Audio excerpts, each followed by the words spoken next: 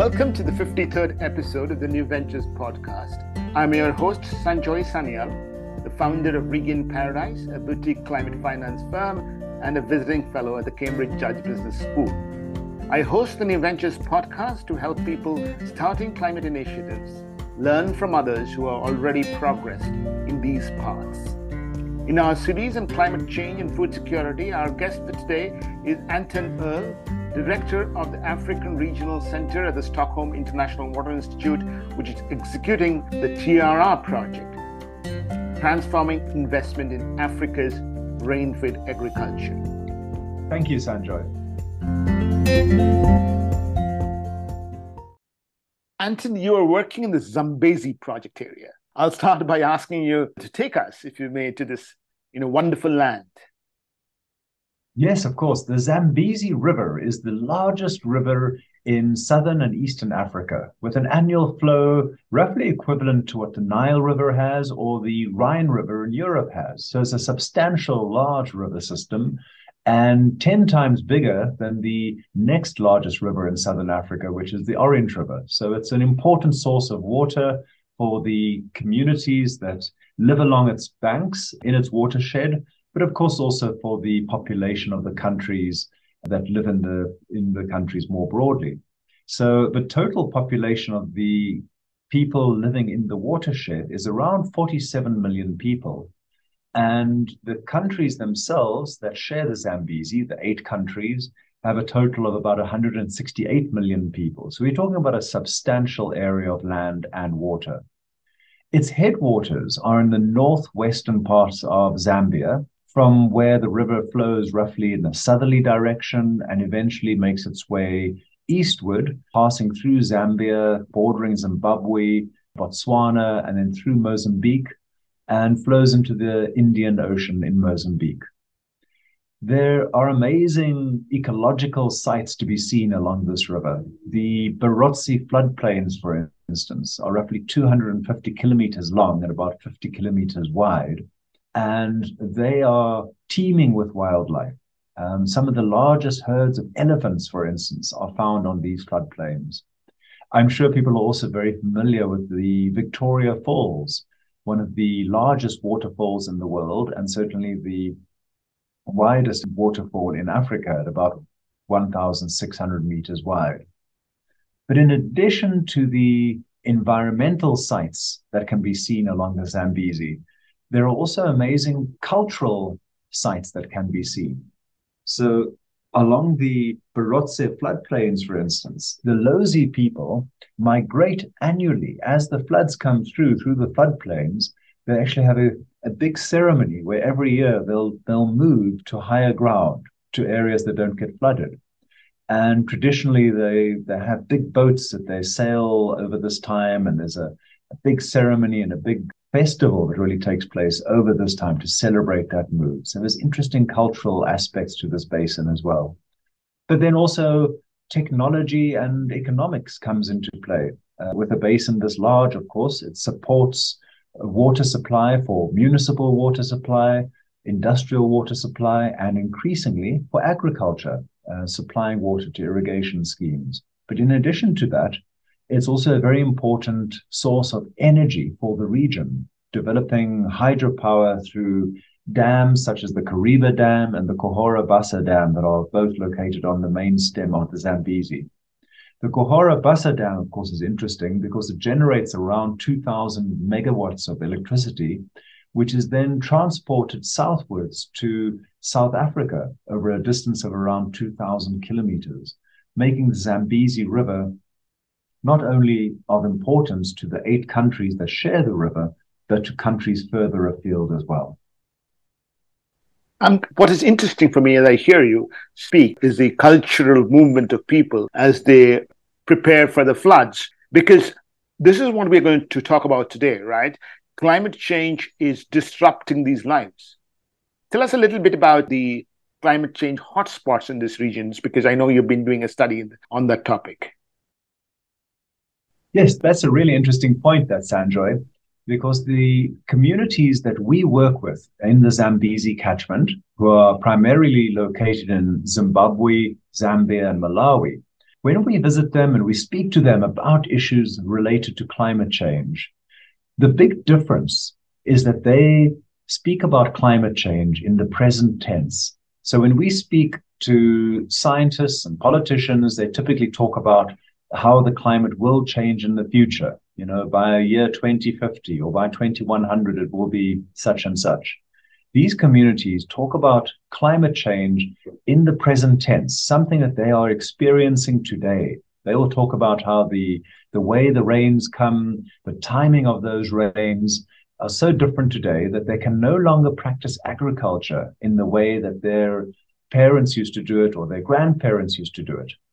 And typically the big change is that the rains, when they do come, they come later than previously, and they fall in a shorter period of time. So the amount of rainfall overall is possibly not altered, but it's how that rain arrives on the ground. It arrives in a smaller number of very intense rainfall events, meaning that the problem becomes one of making it through the dry periods, making sure that the crops don't wither and die during the dry periods, but then also making sure that once the rain does fall, and it's very strong and intense bouts of rainfall that they do experience, that flooding doesn't become a problem. So farmers talk about their fields sometimes being washed away, seeds that they planted being washed out, and even to the extent that rivers are flooding in a way now that they weren't previously flooding, and actually washing away some of their agricultural lands. We visited a community in Malawi that is across the river from another community in Mozambique. And the river had actually changed its course as a result of a flood about a year ago, where it came down in a big flood. And when the flood waters receded, the course of the river had altered to such a degree that the Malawian community suddenly found themselves with their fields across the border in Mozambique. So these sort of changes are really putting strain on local adaptation systems. Communities are finding it difficult to produce enough food in the face of this changed climate. Yeah, so produce enough food, and that is the interesting part. One solution coming from other parts of the world is to build large dams which across the river and irrigate these fields, which you have alluded to earlier. But your approach is actually the exact opposite. Well, yes, our approach is different in that we are saying that irrigation is needed. Of course, irrigation is needed to increase agricultural yields and to improve resilience to climate change. But the challenges associated with building large dams and the large irrigation systems that have to go with them are multiple. The investments that are needed are huge. Your capital costs for building large infrastructure is really large. And then the operational costs are also really high.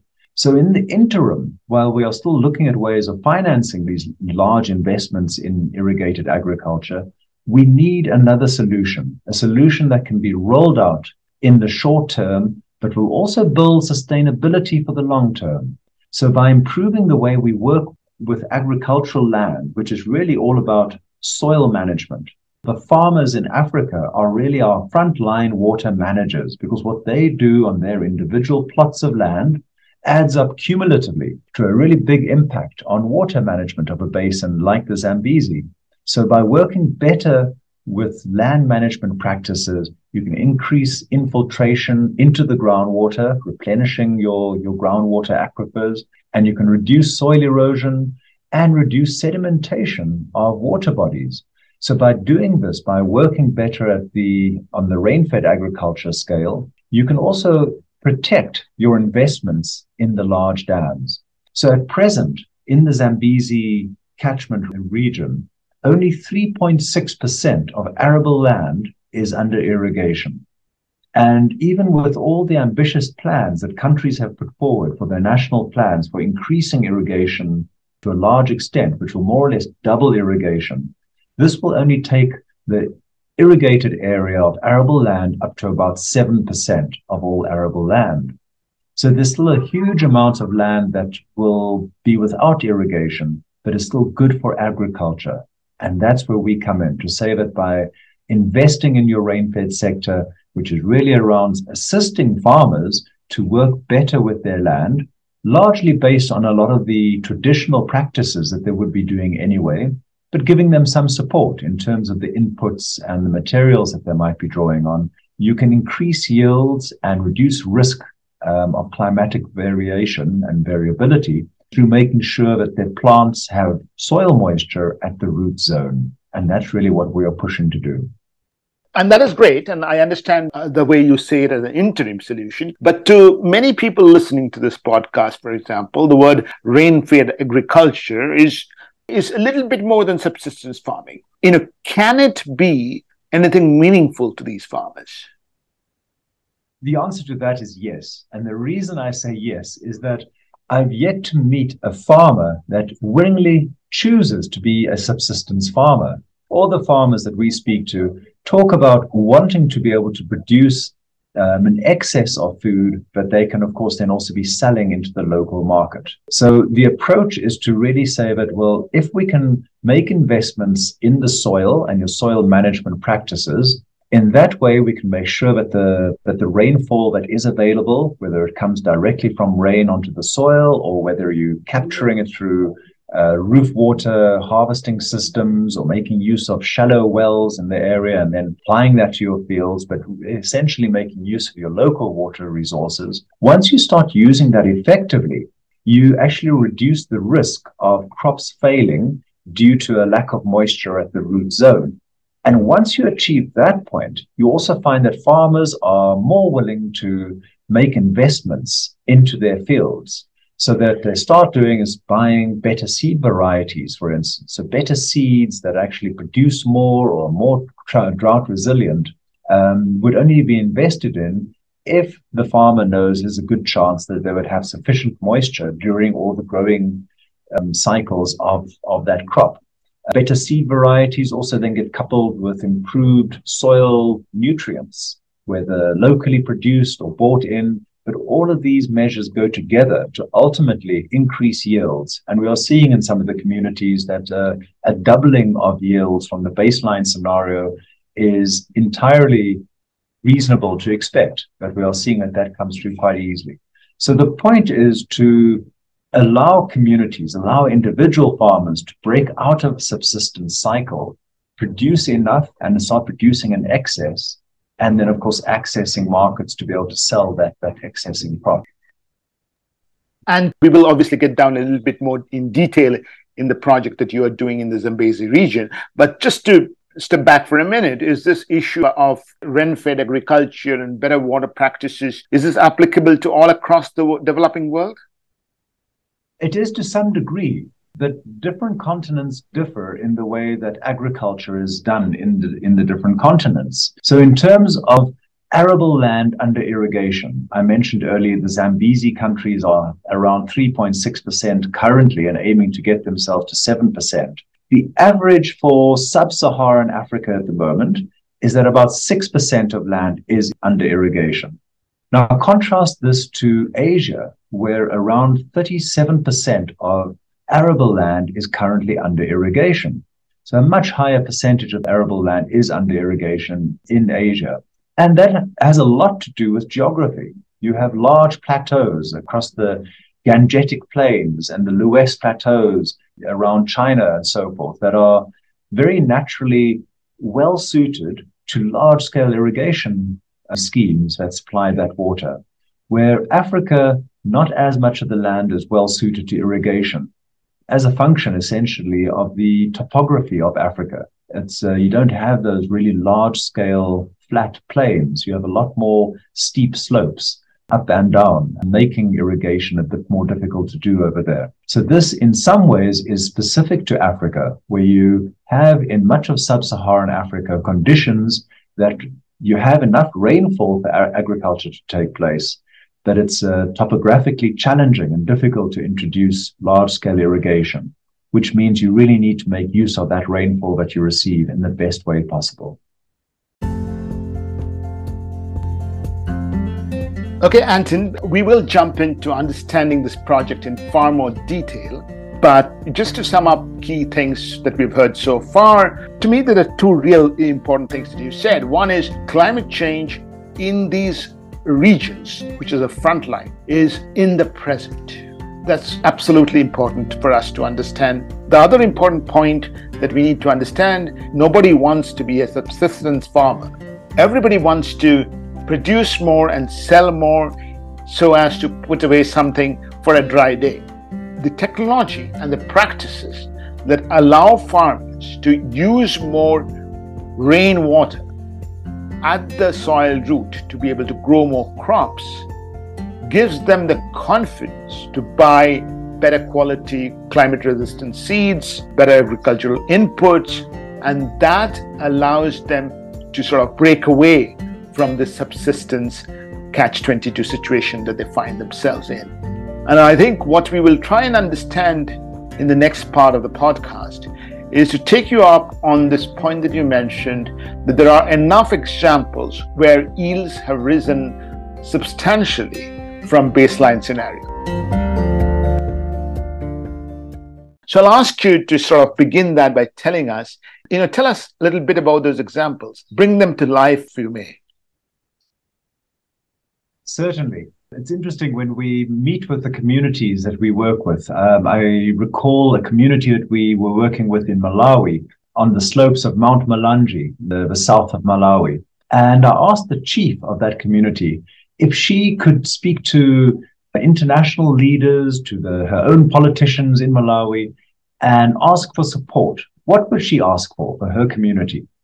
And very quickly, she answered back and said, 3 things I would ask for. The first is that we want equipment that will help us to work the soil. Better hoes, better pickaxes, better shovels, maybe a wheelbarrow. Number 2, she asked for improved agricultural inputs, better seed varieties, better nutrients, better fertilizers, and so forth. And the third thing she was asking for was better access to markets. And that for me actually really symbolized exactly what it is that communities are looking for when they're asking for assistance. They're not asking for very, very much. It's not millions and millions of dollars this per community. It's relatively modest amounts where they need this sort of assistance. And a lot of it, of course, is also tied with capacity building and training and looking at some of the best ways of working with soil. And once this is done, we start seeing on the community scale an improvement in agricultural systems. So some of the local partners that we work through in these countries, and I must stress that that's also really important, the partners are local, locally rooted organizations working with the communities that they are serving. And very often, well, in most cases, the staff working for the NGOs that we work with actually come from those same communities. So there's a close link over there. So these organizations understand these communities really well. And they work with the communities, they provide some of the training and the capacity building and some of these basic agricultural equipment. They also help them with getting access to improved inputs, so the seeds and the fertilizers I mentioned. But not only by allowing them to buy these things, in many cases, training the communities up how to improve the seed stock that they have. So they've actually got very sophisticated programs in Zimbabwe, for instance, where local communities are now producing improved and hybridized seed varieties through a whole breeding program in the rural areas. And then they develop seed banks for the entire community, where when you want to access improved seeds, you make a withdrawal from the bank and you can use those seeds on the agreement that you always pay back double the amount that took out originally. So the seed bank is constantly growing. And a lot of these seed banks are also playing an important role in conserving some of the heirloom seed varieties that have maybe gone out of commercial practice, but they are still important seeds because they improve biodiversity and improve resilience to climate change. So multiple benefits coming through from this multi-pronged approach. But what we do see is that there's no lack of innovative and successful projects. Good projects are aplenty across Africa. But what we're lacking is a translation of these good projects to large scale. So what we need is to really scale these up and get large-scale government support for these sort of projects and interventions, and also the international community being interested in saying that this is an investable sector. We can actually work within it. So the individual projects are plentiful and very good in their own right. So the communities we work with, we are helping them to develop a empirical data-based monitoring system that will really look at what the benefits are for investing in improved rain-fed agriculture. So for every dollar you're investing, what are you getting back for that dollar? This is great, Anton, especially the topic that you bring about where communities are working on their own seed banks and in particular rejuvenating or bringing to life, if you may, the lost varieties which help biodiversity and climate adaptation.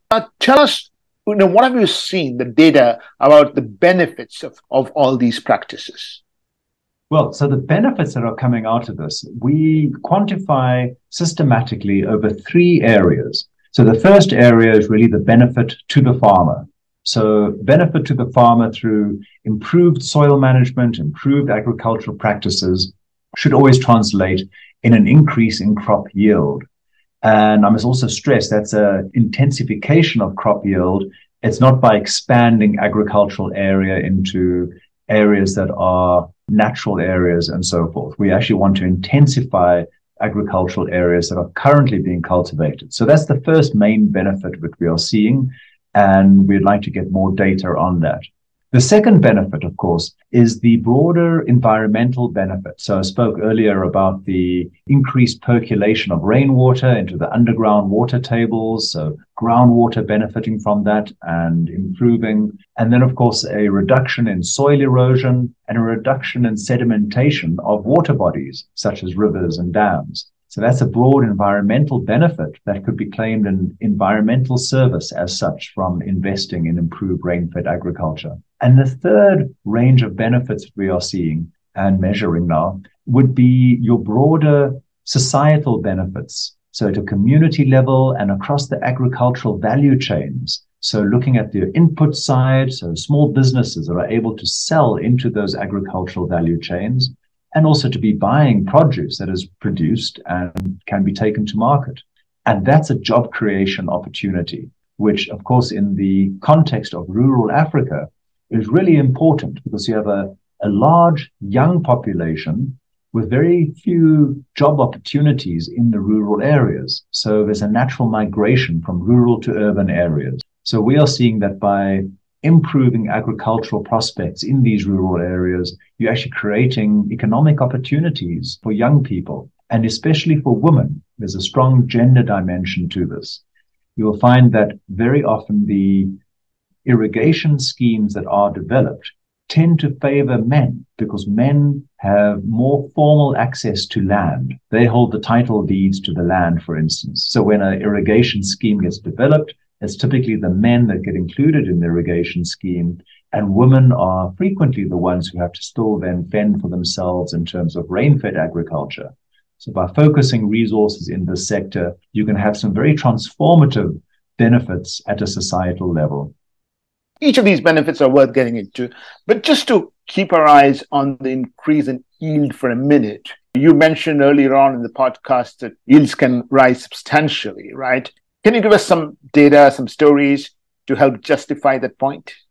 Yes. So typically in your, let's call it the unimproved rain-fed scenario, where the inputs are being kept to the minimum because farmers feel it's too risky for them to go off and buy higher value seed varieties or better fertilizers because they're so unsure about the rains. In that kind of scenario, we typically see about a yield of about 1 ton per hectare, depending on the crop. But let's say maize as being a staple crop in much of sub-Saharan Africa, 1 ton a hectare is about where it lies. Now, once we see communities that have been adopting improved soil management practices for 2 to 3 years and managing to hold back some of the moisture, some of the rainfall, and apply that to their soils at the right time, coupling that, of course, that with an improvement in the agricultural inputs like fertilizers, like better seed varieties, most of those communities will start achieving 3 tons per hectare without a problem.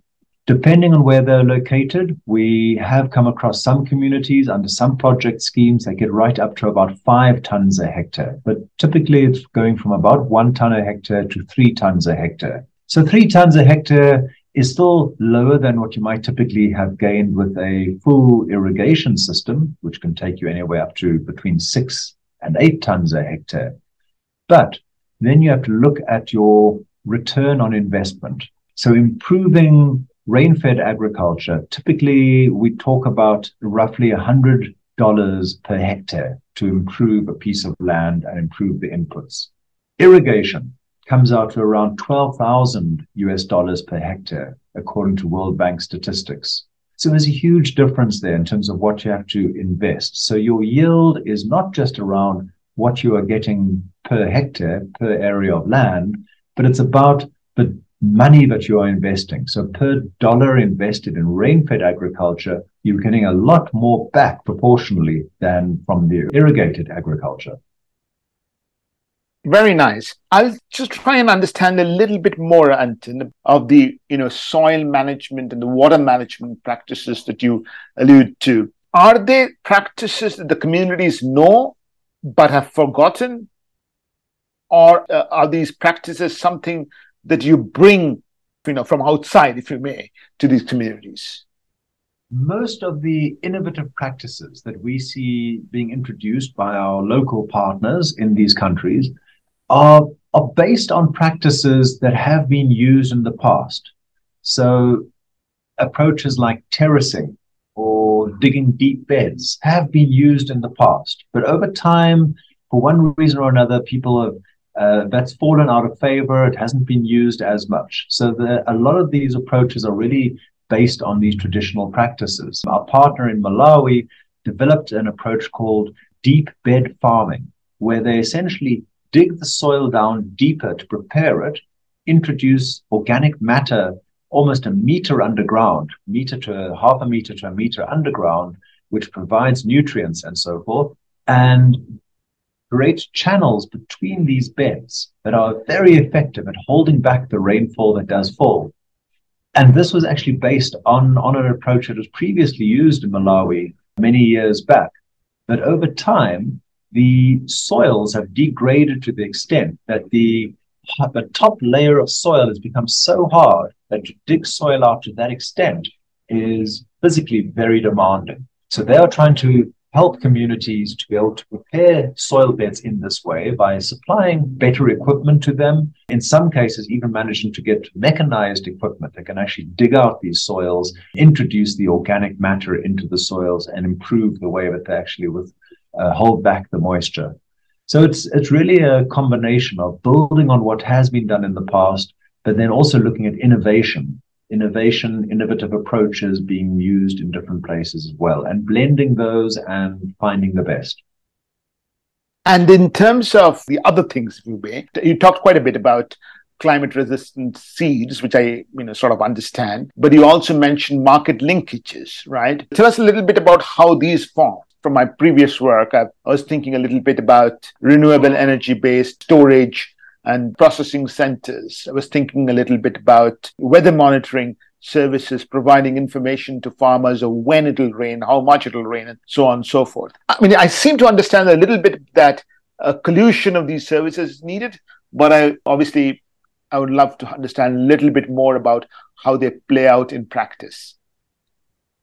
A wide range of support services are really needed for rural agriculture to flourish. You mentioned one of them being access to markets. So a challenge that has been faced in many of the rural areas is that in the years when an excess of crop is produced, so crop in excess of what that family might need for their own needs, the challenge is how do you store that excess in a way that it doesn't go off, that it doesn't rot and doesn't spoil. So storage of the crop becomes a challenge.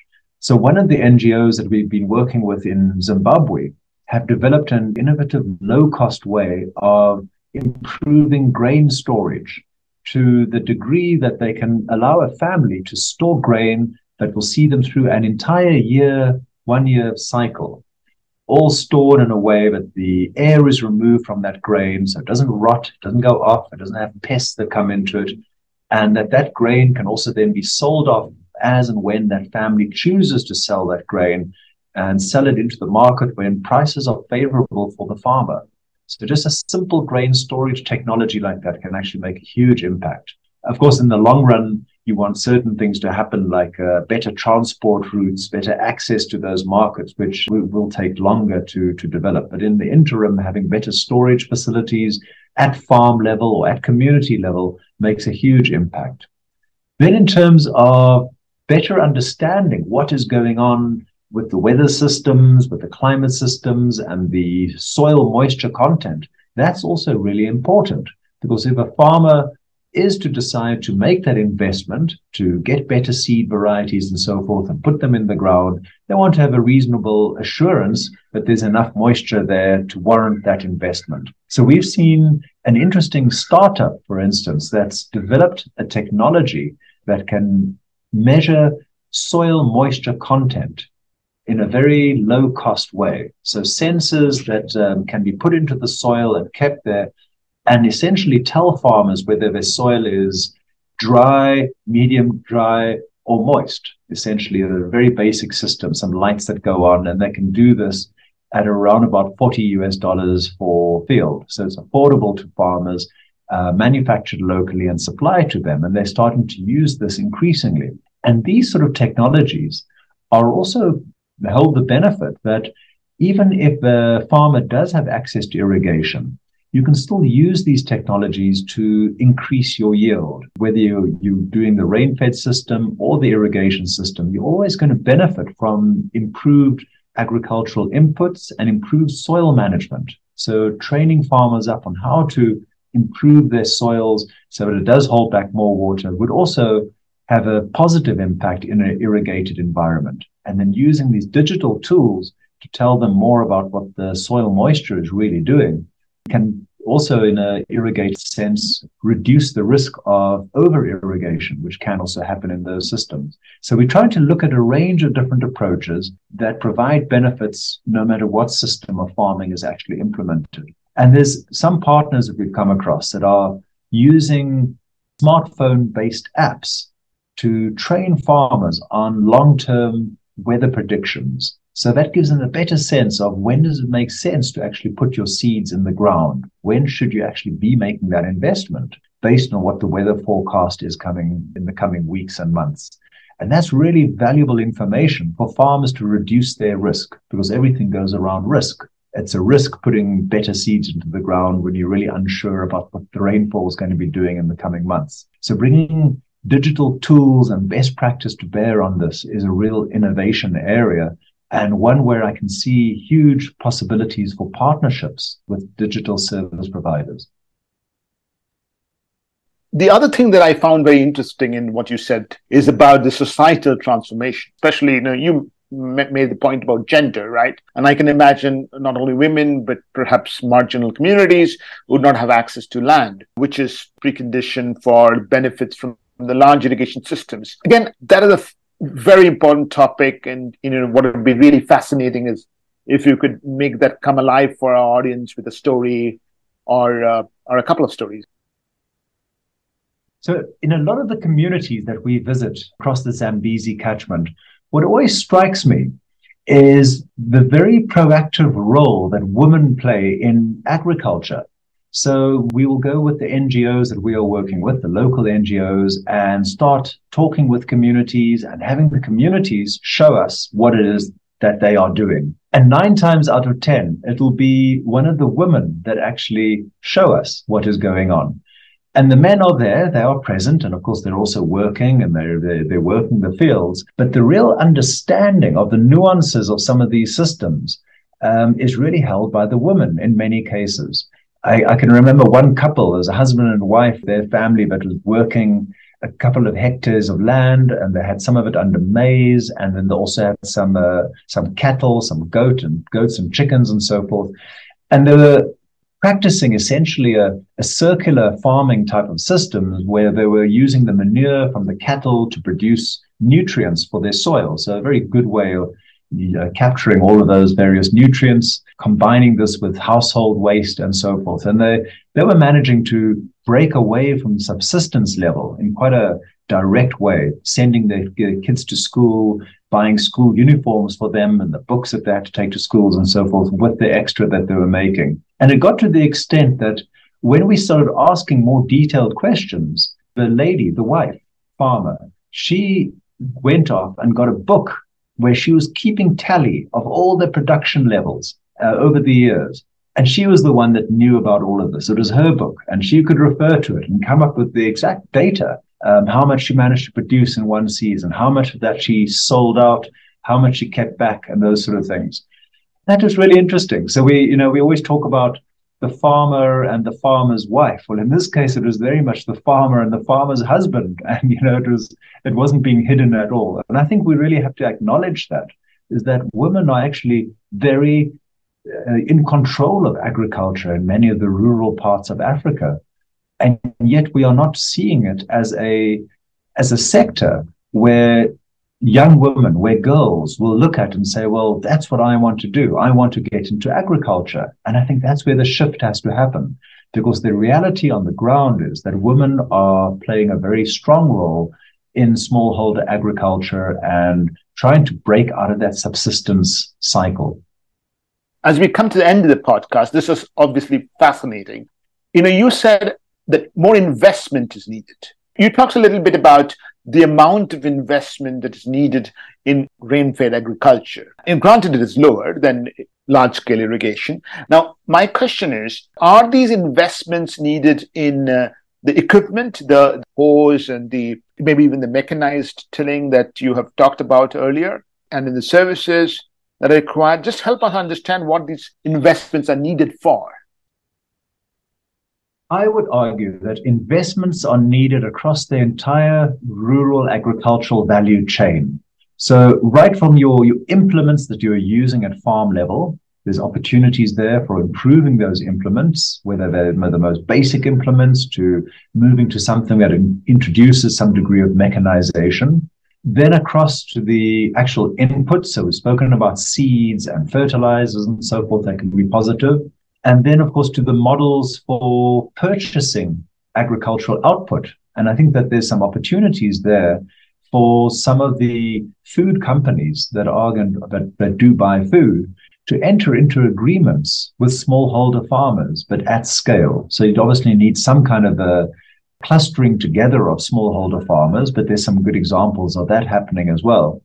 And that these food companies, of course, can then also be helping to make some of these investments in their input, and then ensuring that they've got a sustainable supply chain, essentially, of staple foods that are coming in. And I think increasingly, when we speak to some of these larger food companies and the investors that are behind them, they see agriculture in sub-Saharan Africa as a great potential investment area. They see the possibility of realizing a good rate of return, given that food is always in demand. One of those products, we will always need food, of course. The question is, where is it produced, by whom, and at what time of the year?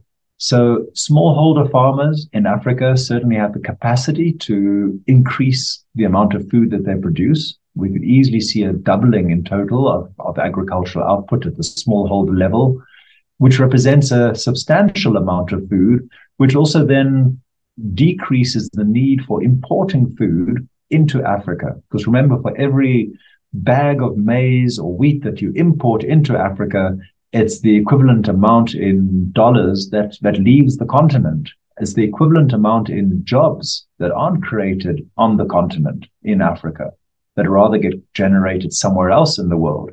So by stimulating local agricultural production, you're also stimulating local jobs and local economies that start actually then getting activated and start growing and improving over time. So that's really what we're wanting to see, and see, what are the business models that you need for businesses to get involved in the sector and for financiers to put money into the sector.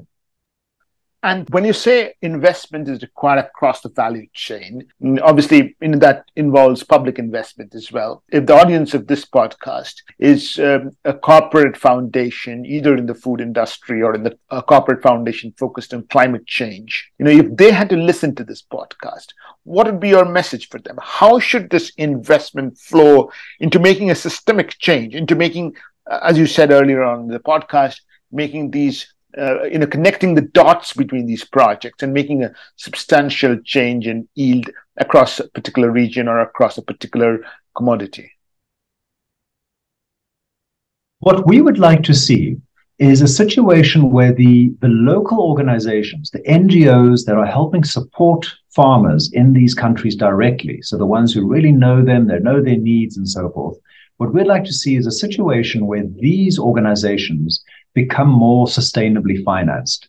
At present, when we speak to them, they are doing amazing work, really impactful work, most of them transforming communities where they do manage to implement projects, but their funding is not very sustainable. So when you look at their record keeping, and one of the partners we work with has been in existence for nearly 40 years now in Zimbabwe, and they've got very good records showing how many communities they work with, it fluctuates wildly over the years. So there's some years where they show that they've managed to work with several hundreds of thousands of farmers, and other years it drops right down to the tens of thousands. And when you ask them about that, they'll always say, well, a big project came to an end, and then it took us a while to get new funding and develop a new project around that, and then it goes up again. And I think every time they have a dip like that, they lose out on some farmers that they could be supporting over the long term. So to try and smooth that out, what we would like to see is a regional fund that can invest in these organizations for the long term and break away from a project type approach to say that let's invest in you, and you in turn, of course, then work with the farmers. And you'd want to see certain performance indicators that are achieved. And most of the organizations we work with are actually very aware of that. And they've got sophisticated monitoring and evaluation processes in place, built into their projects, which could be used very easily to secure long-term financing for their operations to work with those communities and to scale that up and prevent the situation where every 5 or 6 years they go into a dip in funding and then have to scale back on their activities for a few years. And I stress that this should be at regional scale, not just one country, but several countries, so that you can also make use of some of the cross-border flows that do happen between these countries, both in terms of people, but also in terms of the goods that are produced. So if you produce agricultural excess in one country, it could be exported to the neighboring country and vice versa. So adopting a regional approach also brings benefits.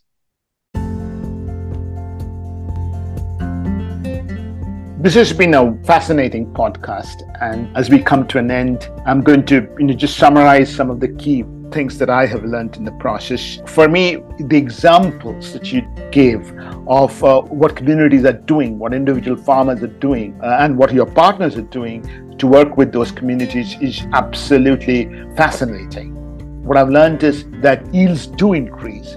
What I've learned is that some of these practices were, as we kind of suspect, were known to the generations before, but as land has got degraded, as the modern practices in agriculture have made their presence felt, these have been forgotten, but it can be revived with support and with nurturing. And this, what I call bottom-up revival, if you may, leads to societal change, which simply top-down infrastructure development does not lead to. The message to a corporate foundation is to create a long-term fund that enables these community-led organizations to work at this problem for 10 years, because this is the problem of our generation and the problem of the next generation also.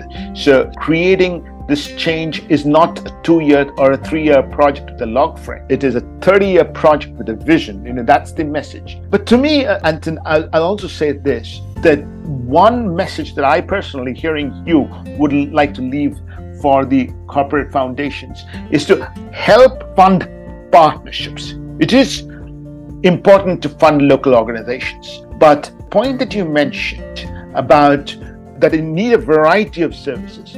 You need digital solutions, you need weather data, you need organizations that measure soil moisture, you need market linkages, you need farm to fork companies, you need companies which provide financial inclusion. They all have to come together. And I think one of the problems in funding in climate change is that it funds individual projects. It does not fund the building of the constellation of organizations who are working in silos in their own area to come together and attack the problem in its entirety. And that would be also my message to corporate foundations. Yes, I think that sums it up really well, Sanjoy.